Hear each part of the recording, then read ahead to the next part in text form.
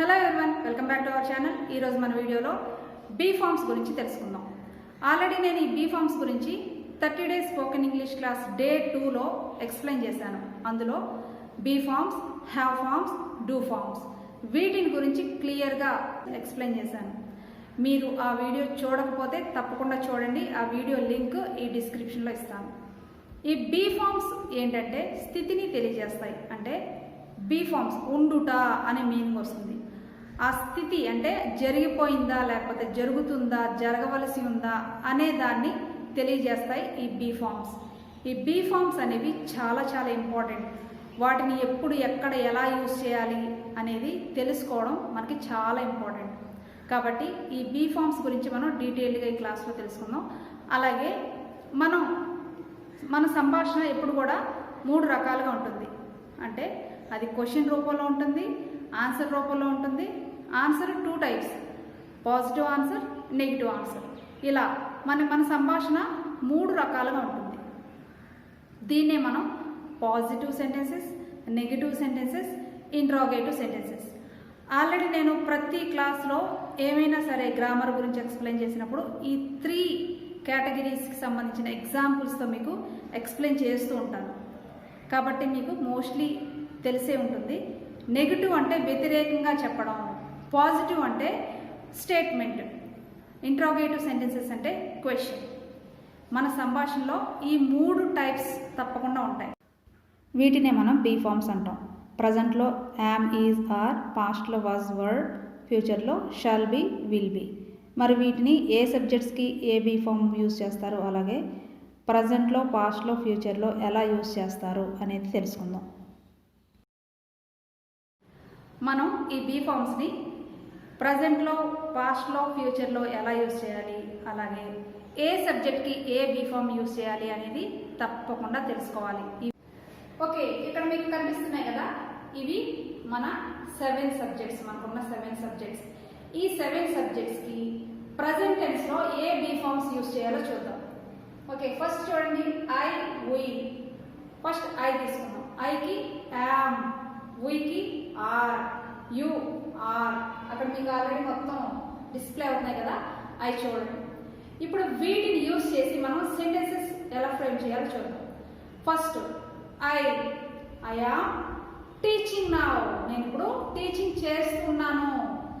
I am in Hyderabad. నేను హైదరాబాద్లో ఉన్నాను ఇప్పుడు. ఐ యామ్ అంటే స్థితిని తెలియజేస్తుంది. యామ్ ఎప్పుడు యూజ్ చేసామో అది ప్రజెంట్, ఇప్పుడు అనే స్థితిని తెలియజేస్తుంది. అలాగే హీ ఈజ్ ప్లేయింగ్ నౌ. అతను ఆడుతూ ఉన్నాడు ఇప్పుడు.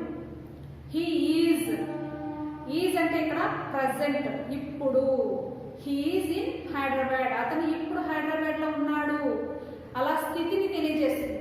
అలాగే they are, they, we, you వచ్చినప్పుడు ఆర్ యూజ్ చేస్తాం. హీ, షీ, ఇట్ వచ్చినప్పుడు ఈజ్ యూజ్ చేస్తాం. ఐ వచ్చినప్పుడు యామ్ యూజ్ చేస్తాం. ఓకే, ప్రజెంట్లో ఏ సబ్జెక్ట్కి ఏ బీ ఫార్మ్ యూజ్ చేయాలి అనేది మీకు ఆల్రెడీ చెప్పాను.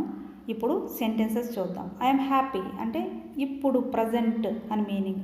ఇప్పుడు నేను హ్యాపీగా ఉన్నాను. You are happy, they are happy, we are happy, she is happy, he is happy, Raju is happy, my mother is happy, my parents are happy. ఇలా ఇప్పుడు హ్యాపీగా ఉన్నాం అని ప్రజెంట్ స్థితి గురించి చెప్పేటప్పుడు ఈ బీ ఫార్మ్స్ని యూజ్ చేస్తాం. ఇవి పాజిటివ్ సెంటెన్సెస్. ఇప్పుడు నెగిటివ్లో చూద్దాం. I'm not happy, you are not happy, they are not happy, she is not happy, my parents are not happy. ఇలా నాట్ యాడ్ చేయాలి. ఆ నాట్ని ఎక్కడ పెట్టాలో ఒకసారి అబ్జర్వ్ చేయండి. ఇవన్నీ కూడా ప్రజెంట్లో ఉన్న నెగిటివ్ సెంటెన్సెస్. ఇప్పుడు ఇంట్రాగేటివ్ అంటే క్వశ్చన్స్.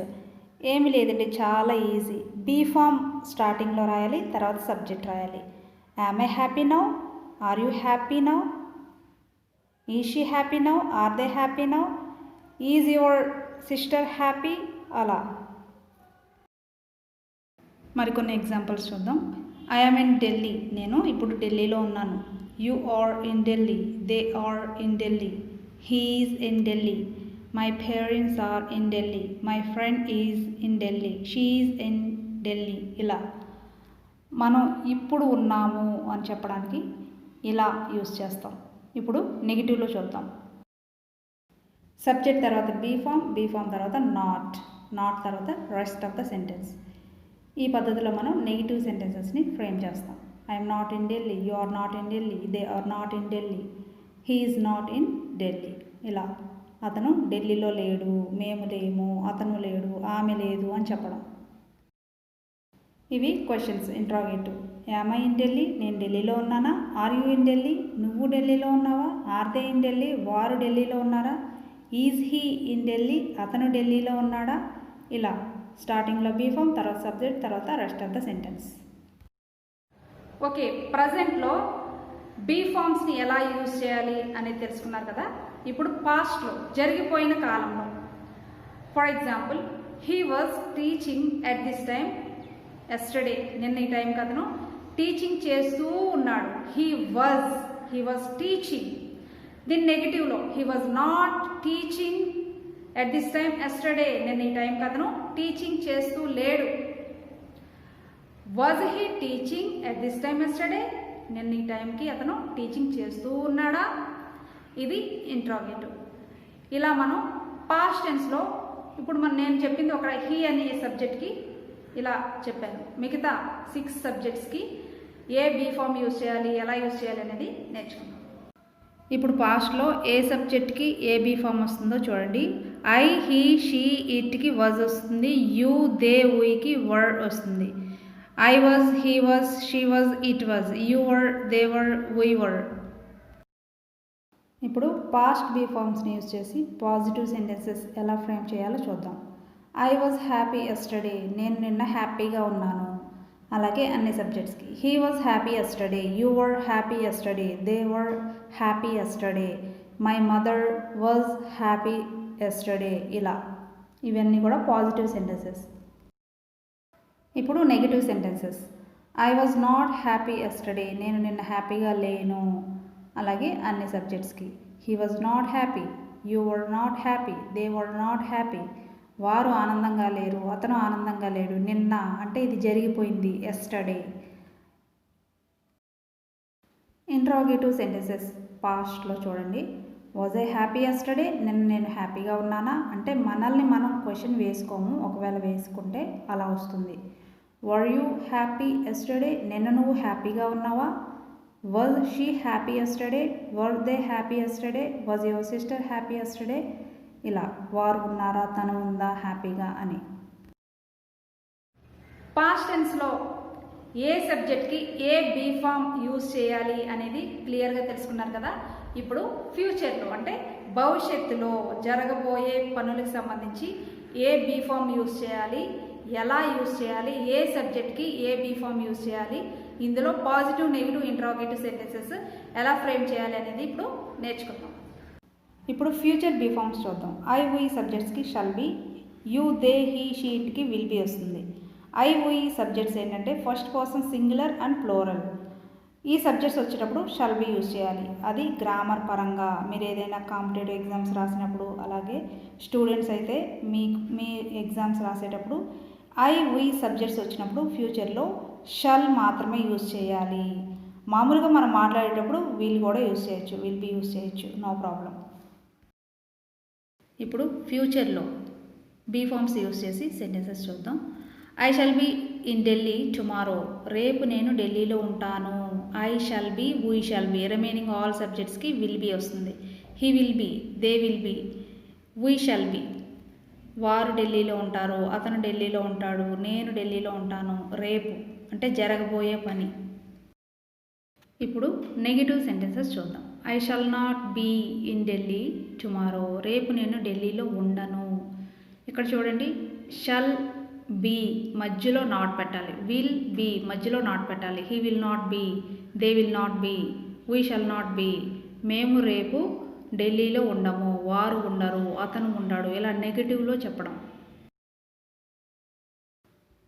ఇప్పుడు క్వశ్చన్స్, ఇంట్రాగేటివ్ సెంటెన్సెస్ చూద్దాం. Will you be in Delhi tomorrow, రేపు నువ్వు ఢిల్లీలో ఉంటావా? Will they be in Delhi tomorrow, వారు రేపు ఢిల్లీలో ఉంటారా? ఇలా will she be, will your friend be. ఇలా విల్లు, తర్వాత సబ్జెక్ట్, తర్వాత బీ, తర్వాత rest of the sentence question mark. ఈ పద్ధతిలో మనం ఇంట్రోగేటివ్ సెంటెన్సెస్ని ఫ్రేమ్ చేస్తాం. తెలుసుకున్నారు కదండి బీ ఫామ్స్ గురించి. ఈ వీడియో నచ్చితే కనుక తప్పకుండా లైక్ చేయండి. ఇప్పటికీ నా ఛానల్ని ఎవరైనా సబ్స్క్రైబ్ చేసుకోకుండా ఉంటే తప్పకుండా సబ్స్క్రైబ్ చేసుకోండి. ఇలా సబ్స్క్రైబ్ చేసుకోవడం వల్ల నేను చేసిన వీడియోస్ అన్నీ కూడా అప్లోడ్ చేయగానే నోటిఫికేషన్ రూపంలో మీకు వస్తాయి. సబ్స్క్రైబ్ చేసుకున్న తర్వాత బెల్ ఐకాన్ క్లిక్ చేయండి. నా ఛానల్ని సపోర్ట్ చేయండి. మరొక వీడియోలో మరొక టాపిక్తో మళ్ళీ కలుద్దాం. Thank you for watching this video.